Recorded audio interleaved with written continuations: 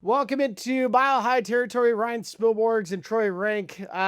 Look, there's a lot of things going on around Major League Baseball. I'm sure we're going to get into one of the unwritten rules that happened at Coors Field between Kyle Freeland and Andres Chaparro. It's been actually getting a lot of social media attention. We'll get into that. Also, the trade deadline continues to get closer and closer, and the Rockies made a trade this week within the division, which is kind of wild. And then we'll certainly touch on the second half after All-Star break. It has not been good Rockies baseball.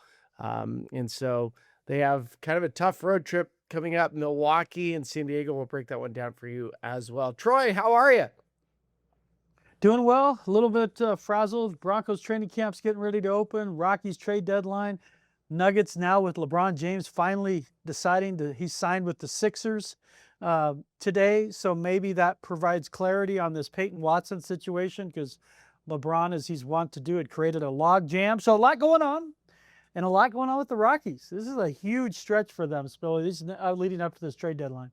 Yeah, quick question, just because now it's fresh on mind with LeBron James. What would the LeBron James equivalent to the Rockies be? Like, what free agent would that be?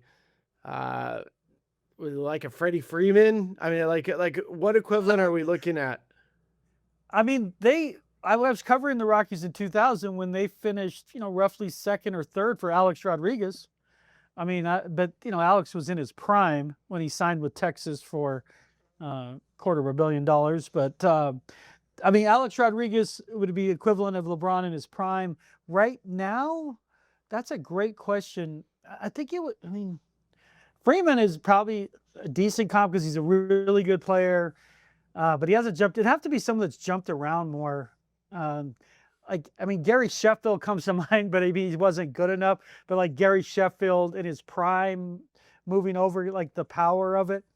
I mean, honestly, recently, if we're doing recent, they had a chance at Kyle Schwarber Yeah, a couple years ago. yeah. I mean, I'm not saying he's LeBron James, folks. I'm not saying that, but I'm just saying a guy who could come in and hit 50 home runs in Coors Field. So, it's just what makes LeBron so unique. The only equivalent in baseball, if it was still playing, would be like a Randy Johnson or Nolan Ryan with the age. No, LeBron James is 41 years old. He's trying to play 25 years in professional basketball. And the only comps that I have of that, covering sports, Billy, would be Nolan Ryan and then, to some degree, Randy Johnson. God, that's crazy. That is wild. And it's funny too, when you were talking about Kyle Schwarber, I heard that story at that time was that Kyle was I'm in Boston, by the way, and like Boston had Schwarber. They tried to convert him to first base. It was a disaster. Then he went into the free agent market. I think it was 2022, 2023, right in there. And the Miami Marlins, they had money that they had to spend. So they were looking at, because they got competitive balance, revenue share. And so they had about 50 something $million to spend, and they were looking at Avisail Garcia and Kyle Schwarber. And I know the Rockies were kicking the tires on Kyle Schwarber, and then ultimately he lands on the Philadelphia Phillies. That's a crazy universe to picture, like Kyle Schwarber if he would have picked the Rockies. Just because there's been a couple times where, whether it was the DJ LeMahieu not calling him and asking him and letting him walk on free agency when they picked. And I kind of understood that one because you had a Brendan Rodgers coming up. You had a Garrett Hampson that could play second base. DJ was a batting champ and Gold Glove second baseman. And I felt like the Rockies were scared to ask him to move positions. And they also wanted a left-handed bat because you had Story and Nolan. So they were looking for another left-handed bat. So I kind of get that one. I think ultimately they definitely messed up not bringing DJ back. He ends up being a top 5 in the MVP with the Yankees. And the Yankees are like, the Rockies never called you? And he was like, nope. I was like, okay, well, we'll take you. But think about this. So you have the possibility of Kyle Schwarber. You go back in 2016 or 17. That's when the Rockies, or maybe 13, when the Rockies finished second for Jose Abreu. Jose Abreu would have been prime Abreu for the Rockies. I mean, like they could have had these position players in their history. They came up second or third, which it's wild to think of what that alternate universe would have looked like if the Rockies have somehow landed Schwarber or Jose Abreu or kept DJ LeMahieu, what their fortunes would have looked like today. Yeah. These are stories like the Browns say in football, just so you're wondering. Woulda, shoulda, coulda. We had so many things right in it, but you're right. Like the DJ one was so weird because it's like they didn't want to ask him to move positions, and I don't. He might have just told him to go stick it too. At that point, it's like I'm not because people ask me, and I'm like, listen, it's one thing to move positions for the Yankees because you're playing for a championship. It's another if the Rockies ask you to do it. And he might have just said stick it, but you still ask. You put it on the player to tell you no. You don't assume the answer. You always ask because you don't know. Maybe the guy loves living here enough that's like, yeah, I don't love it, but because he might be thinking, yeah, I'll switch, and then 6 weeks in, I'm going to be back to my regular spot. So again, when the Rockies, when you're chasing players, especially pitchers, forever, Spilly, when I covered it long before you got on the team, they were like they finished second on so many pitchers because agents would use it to try to drive up the price. They were a stalking horse in the negotiations. Well, the Rockies are interested, and people are like, eventually they realize, like, yeah, you're not signing with the Rockies. So stop bringing that to the table as a negotiating ploy. But you have to be open to this stuff, and you have to, like, at least the Nuggets took a shot at LeBron. He told them to go spit in the wind, but I mean, you got to find out. You got to find out. I mean, when this thing started, did anyone think he was going to the Sixers? No. No. I mean, that's why you pursue it. You figure, well, he's going to the Cavs or he's going to the Heat, and then or he wants to play with Steph, and he goes to the Sixers. I mean, that's why again you follow it through just to see because things can get weird. And I hope in a few years we're talking, Spilly, about free agents, impactful free agents making that kind of decision regarding the Rockies, especially offensive guys saying, hey, you won 84 last year. I can get you to 90. I want to go play there and hit 40. I want to go play on a young team with a great culture and go hit 40 and live in Denver. I'd love it to see it get back to that point. I've watched that with the Broncos. After Nathaniel Hazmat, you bring in Sean Payton, you've completely changed the culture, and now guys want to come here. And mainly because they have not only a coach they trust, but they have a quarterback. But I'd love to see the Rockies start getting in on some of these guys, especially with the Walton Penner thing. You never know. Maybe there's a little more money. They're not going to ever go crazy, but maybe they can, I could see them saying, this year you've got money to go out and get one marquee free agent. I mean, I could see the Walton Penner group doing that. Yeah, or eat salary if they have to make a trade, which that was always, I mean, like that's always been kind of a no-no. But yeah, I mean, it is the alternate Rockies universe is wild. Like if you would have drafted Tim Lincecum instead of Greg Reynolds, right? Like all these woulda, shoulda, couldas that were like there that realistically. Right. No, exactly, people. We're talking about it. It's not like it was just a fantasy. These are people they were in on that we thought they were going to draft Lincecum. We thought they were going to draft Longoria that year. It wasn't like, oh, we're just pretending they would have. No, they were in on them. And sometimes they got played. Sometimes they just overthought it, but man, it's crazy too because you stack a few of those wrong decisions, Billy, and here we are. It's been a while. It is true. It's been a while. It has been a while. What if you can actually have it all? And I'm talking about Mint Mobile taking the premium wireless bouginess, Kratz, but then bringing it to the transparency in pricing and the affordability in pricing. They're going to lay everything out there with a cheap bill that, you know what, everybody can handle right now. You can even bring your current phone and your number if you're thinking about it and you're like, I'm worried about that. No worries. They have you covered because they're able to convert people all the time to the Mint Mobile way. Go to mintmobile.com/territory. That's mintmobile.com/territory. Cut your wireless bill to $15 a month at mintmobile.com/territory. That's it. There's no catch. Upfront payment of $45 for 3 months, $90 for 6 months, or $180 for 12 months. Plan required, $15 per month equivalent, taxes and fees extra. Initial plan term only. Greater than 50 gigabytes may slow when network is busy. Includes up to 20 gigabyte hotspot. Capable device required. Availability, speed, and coverage varies. See mintmobile.com.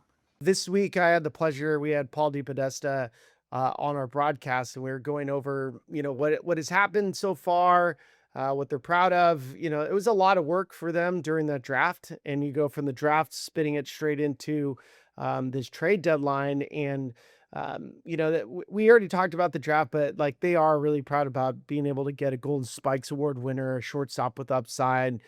They were able to sign the kid that was a high school pitcher, which is the first time they've gotten since like 2022. They ended up with multiple high school pitchers. So they're doing things a lot different than this alternate reality Rockies, which is also interesting because on Tuesday, Seth Halvorsen, the kid that I love to call Gas, he throws hard as heck.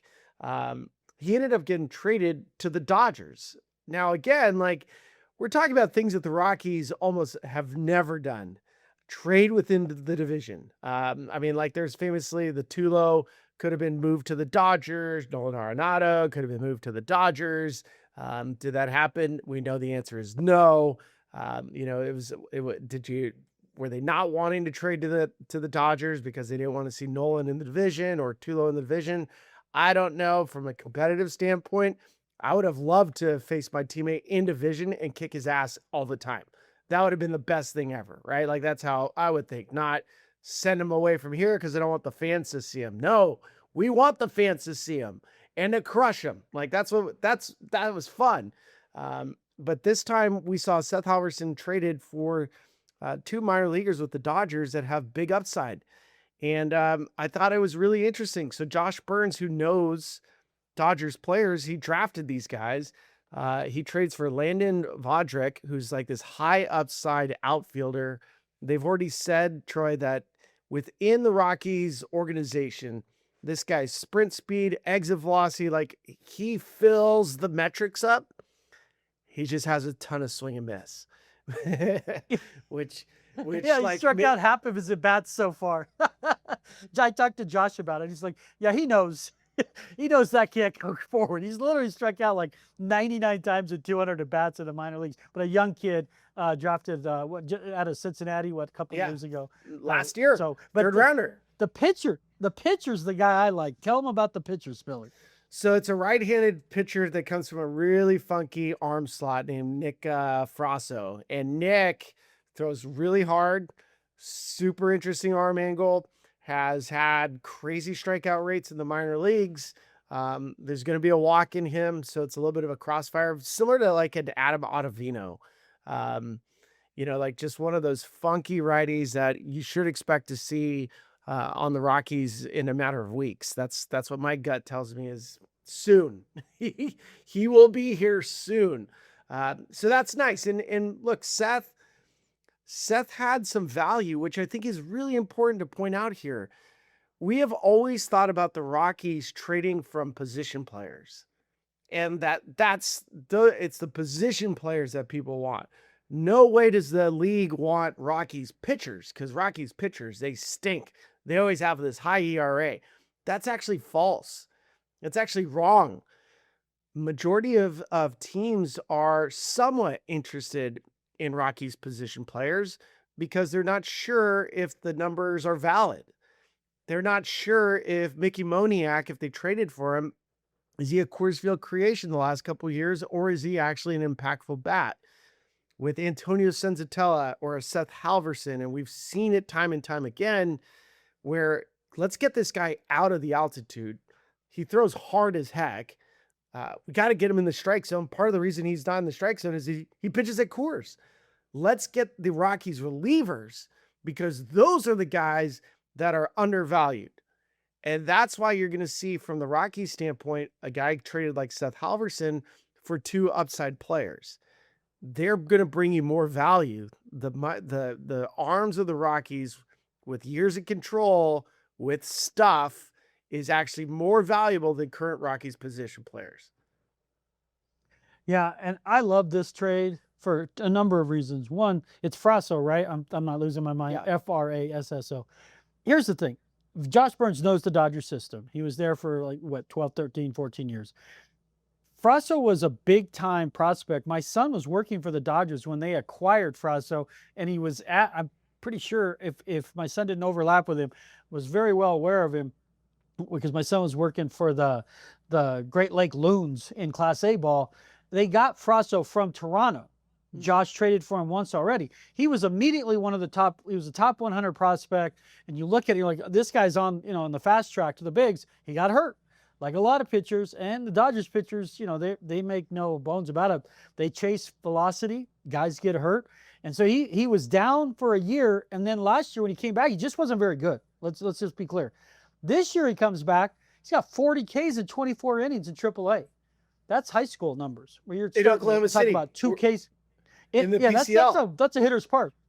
Yeah, I've been there. I happened to go there last year when the Nuggets were there. That's a fun place to hit now. I mean, that's not an easy. So 40 and 24, you see that, and that to me is like, okay, Seth Halvorsen, he throws 100. This guy, his last outing, my son had him at like 97 to 100 for OKC. But my son was saying, he's like, this guy is so funky. He starts on the third base side of the rubber, and it literally looks like the ball is coming from the shortstop. And he's 6'5". And his delivery's been compared to a guy you faced, Jared Weaver. Long, levered, and the best bullpens have guys with weird arm angles. And he throws hard, and he gets strikeouts. And you're like, but you had that in Halvorsen. I'm not disputing that, but what I'm going to say about Halvorsen is this. He couldn't keep the ball in the parks, Billy. He'd given up 12 career home runs and 10 over the last year, and his main problems were on the road. A pitcher that gives up home runs doesn't profile well long-term for Denver. So to your point, you take a guy with options that the Dodgers can exercise patience with, where you're more willing to take on for also a guy who's running out that they're probably going to designate, or they would because of the Dodgers, and you take him on because you have more comfortability with that risk, and if he's not in their pen in the next 2 weeks, I will be shocked. Shocked. I know when I talked to Josh Burns, they said we just wanted to send him to the same level, even though he's pitched in Albuquerque. It's not an altitude thing, just to get his feet under him and then come up. He's going to be up. He's going to be up. And I'm not saying it's going to work. My point is, these are the kind of trades you take a chance on. You get an incredible high ceiling athlete that if he figures it out in terms of contact, you got something. That's the throw-in part of a deal. Dan O'Dowd, he and I have always had our differences. He was brilliant about getting that extra piece of a deal. One of the best deals he ever made, between the Holiday deal, but it was the deal with Cirillo that ended up with getting Brian Fuentes, who was an absolute throw-in, another weird arm angle guy, T-Rex guy from the left side. So I love this trade because you get a high upside outfielder who may or may not work out, but he's so young, we don't know.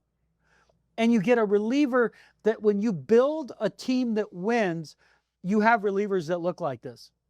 This is what you have. You have a guy throwing from here. You got a guy throwing from way up here. You got a lefty side. I mean, this is the best pins as you mix and match arm angle velo. So I love this move. And again, nothing against Halvorsen. But every time I watched him, he reminded me. Were you on the team when the Rockies had Matt Anderson, the guy from the Tigers? Yeah, he threw 100. He couldn't. It was like the guy threw 100. He threw 100, and every guy was like, "I love hitting against this guy."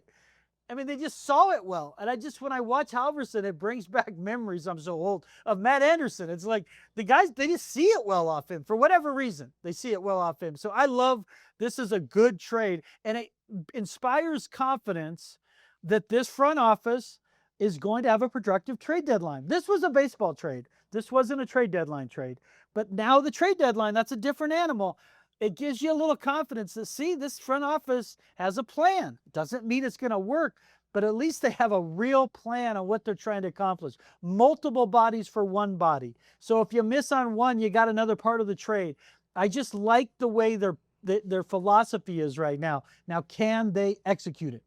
Yeah, I hope so. And I think the big point here too is, willing to trade within the division if that brings you back the best package, which is something. Well, the Dodgers have the best farm system, right? Like, why? Who cares?